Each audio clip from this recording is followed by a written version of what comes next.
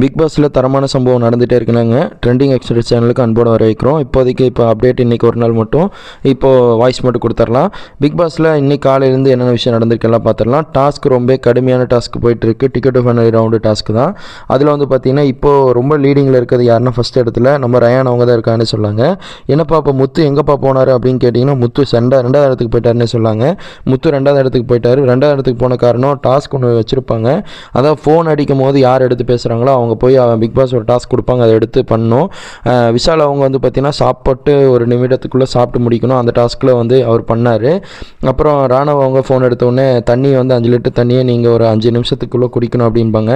ஆனால் அது குடிக்கிறதுக்கு நிறையா ரெஸ்ட்ரிக்ஷன் இருக்குது, இதுவெல்லாம் ஃபாலோ பண்ணுலாம் சொல்லியிருப்பாங்க. ஆனால் ராணவனால் பண்ண முடியாத காரணத்தினால பிக் பாஸ் என்ன சொல்லுவாங்க, தற்காலிகமாக இந்த டாஸ்க் நாங்கள் உங்களுக்கு நிப்பாட்டுறோம் அப்படின்னு சொல்லிடுறாங்க.